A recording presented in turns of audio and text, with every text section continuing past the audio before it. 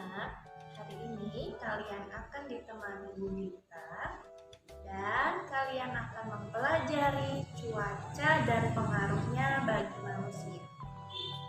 Anak-anak, pernahkah kalian melihat awan? Bagaimana bentuk awan? Ya, terkadang awan berbentuk indah. Coba kalian perhatikan. Di puncak gunung yang tinggi, awan memayungi gunung itu. Sungguh indah, bukan? Nah, anak-anak, keadaan awan dapat mengaruhi cuaca di sekitarnya.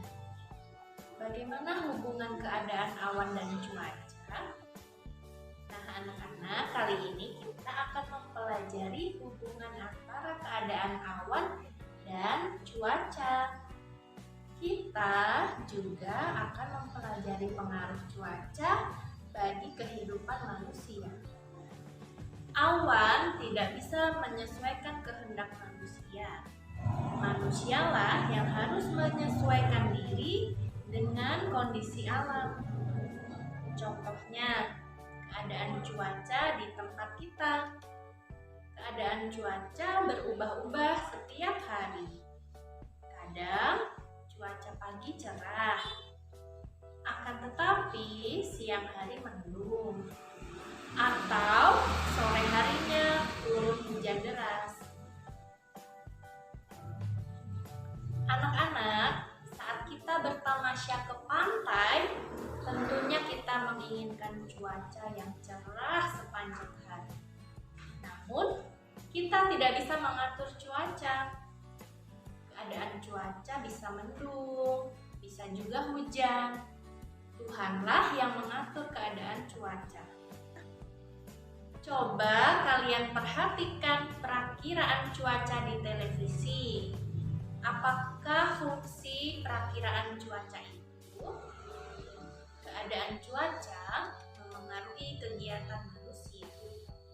Misalnya, dalam penerbangan dan dalam pelayaran. Nah, anak-anak, apakah cuaca itu? Yuk, kita pelajari lebih lanjut. Cuaca adalah keadaan udara pada suatu tempat tertentu dalam jangka waktu yang terbatas. Kondisi cuaca selalu berubah setiap saat. Udara pagi hari terasa sejuk dan dingin. Namun, semakin siang udara akan terasa panas dan gerah. Demikian juga dengan keadaan cuaca. Cuaca pagi hari belum tentu sama dengan siang hari. Cuaca di setiap tempat dapat berbeda. Misalnya, pagi hari cuaca di sekolahmu mendung, akan tetapi cuaca di rumahmu cerah.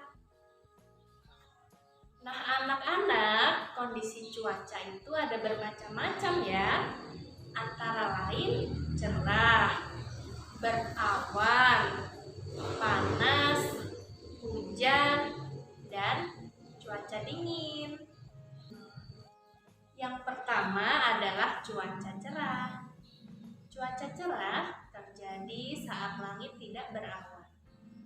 Cahaya matahari bersinar terang. Tidak ada awan yang menghalangi sinar matahari. Kita dapat melakukan berbagai kegiatan saat cuaca cerah. Contohnya, berolahraga di lapangan, bermain, dan berjalan-jalan. Yang kedua adalah cuaca berawan. Cuaca berawan terjadi saat langit diliputi oleh awan. Cahaya matahari terhalangi oleh awan. Keadaan langit menjadi gelap. Keadaan ini biasa disebut mendung. Awan hitam di langit merupakan pertanda akan turun hujan. Yang ketiga adalah cuaca hujan. Hujan terjadi saat titik-titik air turun dari langit. Sebelum atau selama hujan turun, biasanya disertai kilat dan guntur. Jangan bermain di luar rumah ya saat hujan turun. Anak-anak bisa terkena pilek atau bisa tersambar petir. Cuaca selanjutnya adalah cuaca panas dan cuaca dingin. Sinar matahari yang menyinari bumi. Nah, sinar matahari mempengaruhi kondisi cuaca di suatu tempat. Ada tempat yang menerima sinar matahari penuh. Keadaan ini membuat daerah tersebut bersuhu tinggi dan daerah tersebut memiliki cuaca panas. Ketinggian di suatu tempat juga memengaruhi keadaan cuaca loh. Cuaca di daerah pegunungan lebih dingin daripada dataran rendah. Daerah perkotaan dan pantai merupakan dataran rendah. Hujan merupakan peristiwa fenomena alam yang sering terjadi.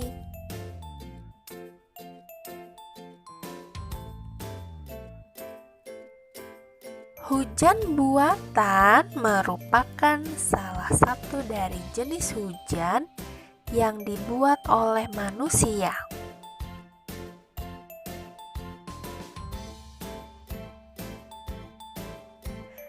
Dilansir dari situs resmi Badan Pengkajian dan Penerapan Teknologi, hujan buatan ditujukan untuk membantu krisis di bidang sumber data air karena iklim dan cuaca.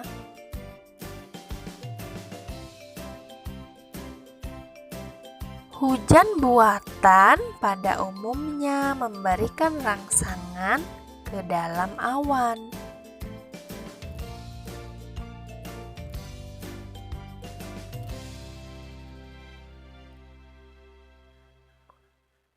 Rangsangan tersebut untuk memproses terjadinya hujan di awan lebih cepat dibandingkan dengan proses alami.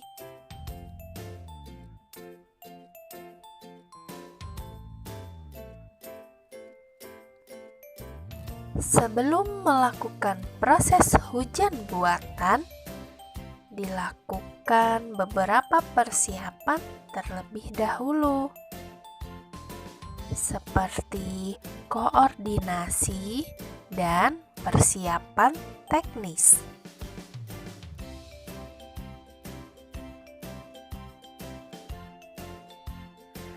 Persiapan teknis yang dimaksud adalah memodifikasi pesawat agar bisa melakukan sistem delivery atau menghantarkan bahan kimia ke awan.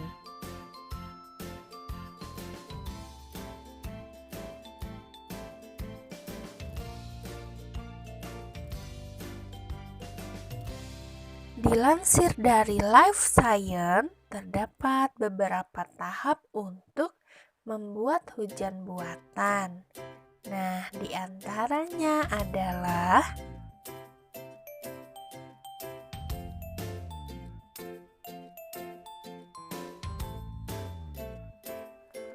hujan buatan bisa terjadi dengan menaburkan zat glasiogenik seperti argentium iodida atau perak iodida.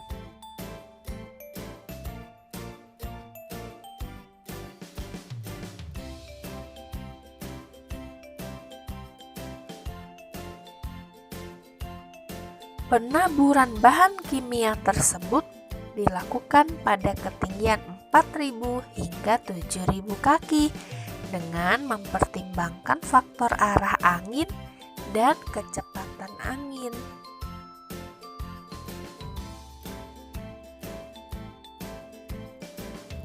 Penaburan bahan juga dilakukan pada saat pagi hari.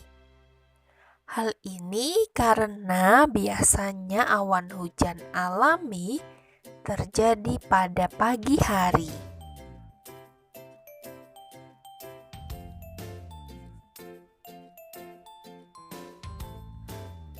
Selain gas glasiogenik, juga bisa menggunakan bahan kimia lain seperti higroskopis, seperti garam CaC12 dan urea.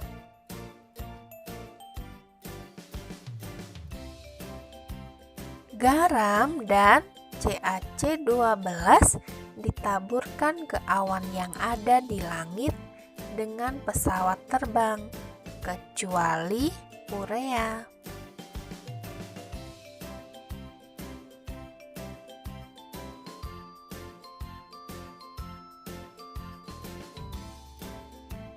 Setelah ditaburkan, bahan kimia tersebut akan memengaruhi awan untuk berkonsentrasi dan membentuk awan yang lebih besar dan mempercepat terjadinya hujan.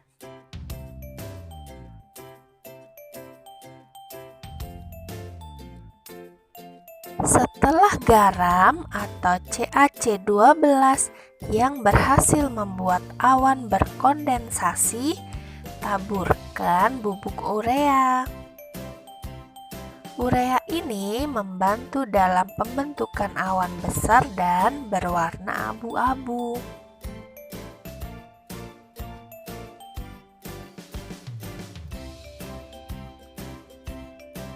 Urea ditaburkan pada siang hari.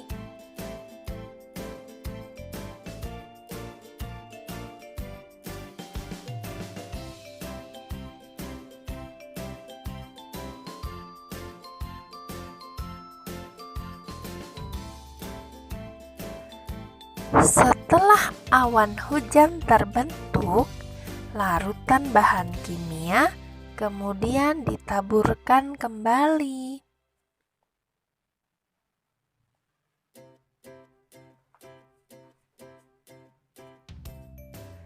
Larutan tersebut adalah air, urea, dan amonium nitrat.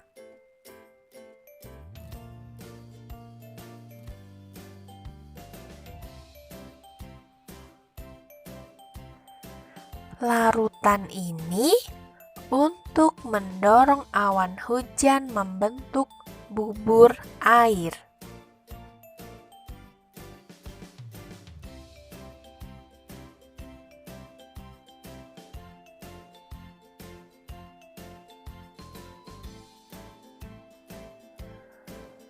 Hujan buatan tentu memberikan dampak positif, terlebih pada saat kemarau panjang.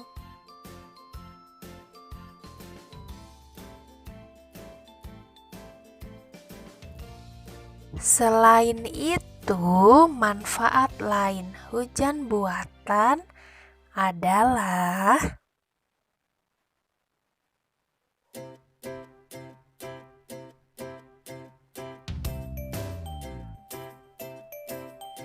dapat mengatasi kekeringan.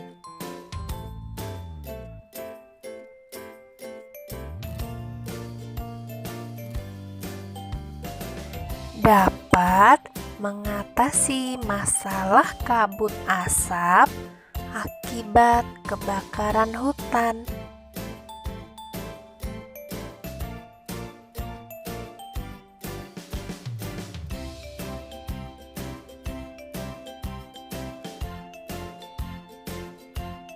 Dapat dimanfaatkan untuk memadamkan api pada kebakaran hutan yang cakupannya luas.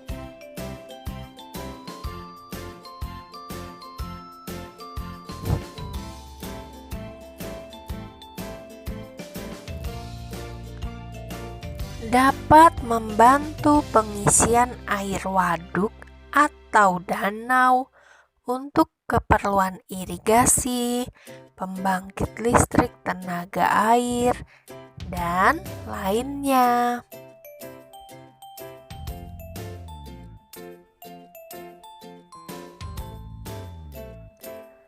Nah, Di samping dampak positif, hujan buatan ternyata juga memiliki dampak negatif.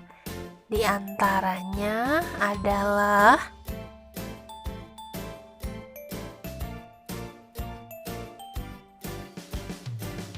jika tidak diperhitungkan takarannya, bahan kimia yang digunakan untuk hujan buatan bisa menimbulkan hujan asam dan berbahaya bagi yang terkena airnya.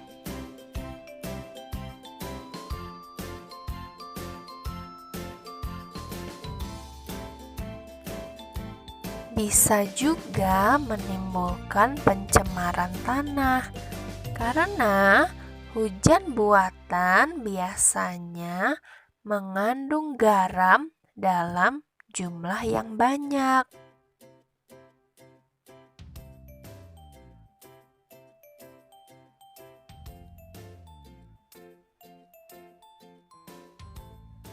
Selain itu, dapat juga mengakibatkan banjir jika tidak tepat sasaran.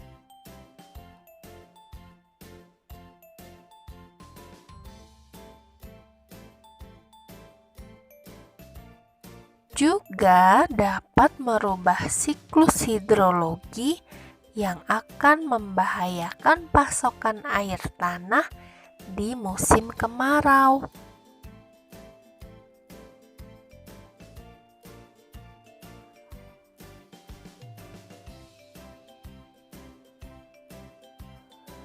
Dan bisa juga menimbulkan kerugian materi yang cukup besar jika hujan turun dari hasil hujan buatan yang tidak tepat sasaran.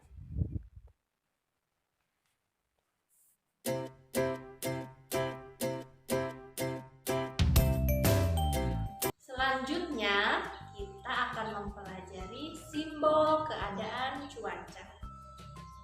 Kondisi cuaca dapat dilihat dengan satelit. Satelit ditempatkan di atas angkasa. Satelit ini dinamakan satelit cuaca. Informasi dari satelit menunjukkan keadaan cuaca. Contohnya berawan, hujan, atau terjadi badai. Di Indonesia, perkiraan cuaca dibuat setiap hari. Yang membuat adalah Badan Meteorologi dan Geofisika atau BMKG. Perakiraan cuaca biasanya diumumkan di televisi. Kondisi cuaca digambarkan dengan simbol-simbol sederhana. Perhatikan simbol-simbol berikut ini. Ini adalah simbol cuaca cerah. Nah, kalau ini adalah simbol cuaca berawan. Simbol cuaca mendung. Dan ini simbol cuaca hujan. Selanjutnya, kita akan mempelajari keadaan awan terhadap keadaan cuaca. Anak-anak, sebelum berangkat bepergian, perhatikan keadaan awan ya. Mengapa demikian? Ya benar, kamu dapat memperkirakan cuaca dari keadaan awan. Dengan demikian, kamu dapat mempersiapkan diri. Contohnya, jika cuaca mendung, maka kamu perlu membawa payung atau jas hujan. Awan terlihat seperti gumpalan kapas. Bentuk awan selalu berubah-ubah. Nah, bentuk awan mempengaruhi keadaan cuaca ya. Misalnya, awan yang berwarna putih berarti cuacanya cerah. Lalu, bagaimana ya cara pembentukan awan itu? Nah, panas matahari menguapkan air permukaan. Air permukaan ada air sungai, danau, dan laut. juga menguap. Air tanah juga menguap. Kemudian uap air naik ke udara. Makin lama uap air naik semakin tinggi, semakin ke atas, udara semakin dingin. Uap air mengembun pada debu-debu di udara. Selanjutnya membentuk titik-titik air yang sangat halus. Nah, titik-titik air tersebut jumlahnya semakin banyak. Kemudian titik-titik air tersebut berkumpul membentuk awan. Selanjutnya kita akan mempelajari pengaruh cuaca terhadap kegiatan manusia. Cuaca mempengaruhi kegiatan kita sehari-hari loh. Contohnya saat cuaca sedang hujan deras, kamu tidak dapat berangkat ke sekolah. Kamu memerlukan payung atau jas hujan. Akan tetapi hati-hati ya, jika hujan diikuti petir. Lebih baik kamu tunggu hingga hujannya reda. Saat cuaca panas, udara terasa panas. Badanmu jadi gerah kan? Nah, saat cuaca panas, kamu membutuhkan kipas angin. Cuaca panas juga membuatmu mudah haus kan? Jadi, bawalah bekal air minum ke sekolah. Cuaca juga mempengaruhi kegiatan pertanian. Petani memerlukan air yang cukup untuk mengairi sawahnya. Biasanya pengairan sawah dari saluran irigasi. Tetapi ada juga persawahan yang mengandalkan air hujan. Sawah ini disebut sawah tada hujan. Sawah ini hanya bisa ditanami pada saat musim hujan. Pertanian tada hujan merupakan suatu sistem pertanian yang memanfaatkan air hujan sebagai penyuplai utama pasokan air untuk lahan pertanian.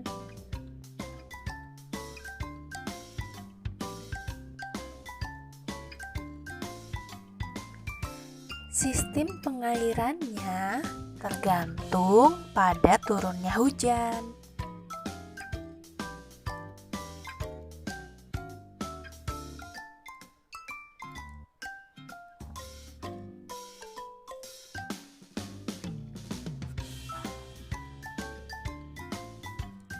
Sawah tada hujan biasanya mulai digarap oleh para pemiliknya ketika mulai musim hujan akan datang.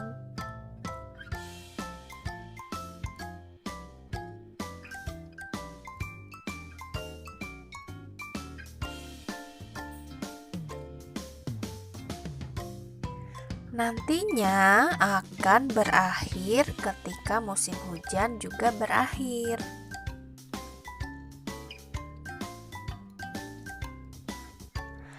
Hal ini karena sistem pengairan pada jenis pertanian ini hanya mengandalkan air hujan yang turun sebagai sumber mata air untuk mengairi lahan pertanian mereka.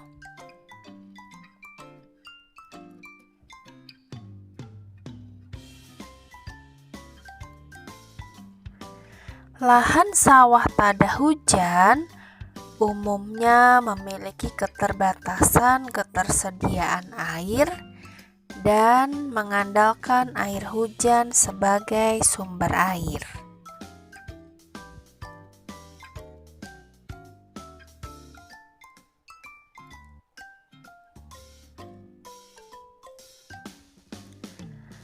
Lahan sawah tada hujan sangat beresiko terkena kekeringan.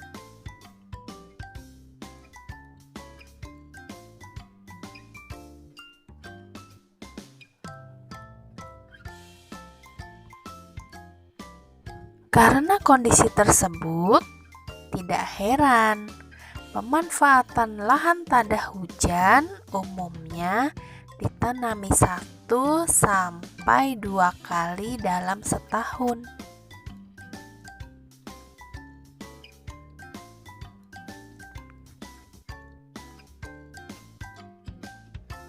Selain itu, lahan tada hujan umumnya kesuburannya rendah.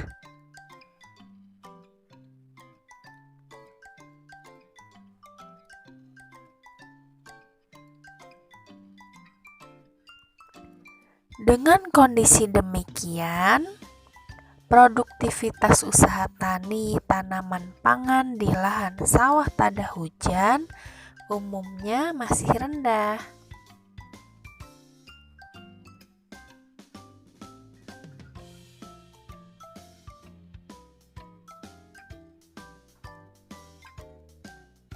Padi yang telah dipanen harus segera dikeringkan.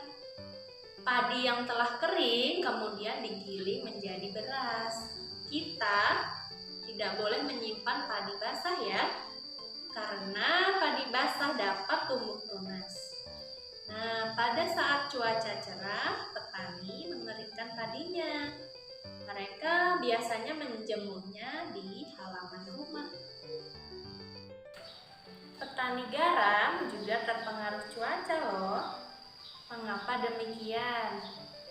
Ya, garam dibuat dari air laut. Nah, air laut itu dialirkan ke tambak garam. Nah, tambak biasanya dibuat di dekat pantai. Air laut itu kemudian dikeringkan. Proses pengeringan ini memanfaatkan panas matahari. Air laut kemudian menguap. Nah, di dalam tambak akan menyisakan garamnya saja. Petani garam berharap cuaca selalu cerah. Nah, kenapa demikian? Ya, betul. Mereka selalu berharap cuaca selalu cerah karena jika cuaca cerah, mereka dapat membuat garam lebih banyak. Nah, anak-anak, masih ada loh pekerjaan lain yang bergantung pada cuaca. Para pembuat kerupuk, ikan asin, batu bata, genting, dan gerabah misalnya.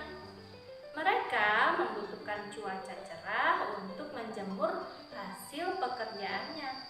Para nelayan tradisional juga memperhitungkan keadaan cuaca. Mereka akan menunda melaut jika cuacanya mendung. Nah, jika cuaca mendung, kemungkinan besar akan hujan. Saat hujan, sering terjadi badai di laut. Badai ini dapat menenggelamkan perahu mereka. Selanjutnya, kita akan mempelajari cuaca terhadap jenis pakaian dan makanan.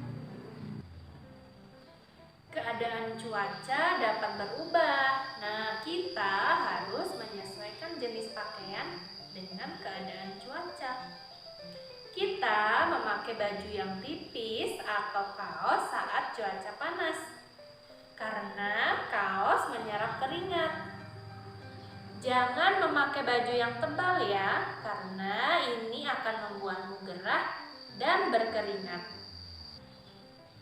Nah, sebaliknya kita membutuhkan pakaian yang tebal saat cuacanya dingin. Pakaian tebal akan menghangatkan badan kita. Nah, bagaimana jika hendak bepergian saat hujan? Kita harus memakai jas hujan atau payung. Bahan jas hujan dan payung kedap air. Nah, dengan demikian baju kita tidak basah. Kita memilih makanan sesuai kondisi cuaca. Demikian juga dengan minuman. Makanan merupakan sumber tenaga. Nah, makanan juga berfungsi menjaga suhu tubuh. Nah, saat cuaca dingin kita mudah lapar. Makanlah makanan yang banyak mengandung energi. Contohnya, nasi, jagung, atau daging. Nah, selain itu, makanlah buah yang banyak mengandung air. Contohnya, jeruk, semangka, dan melon. Nah, anak-anak, semoga materi yang Ibu sampaikan tadi bermanfaat bagi kalian ya. Nantikan video pembelajaran selanjutnya. Sampai jumpa.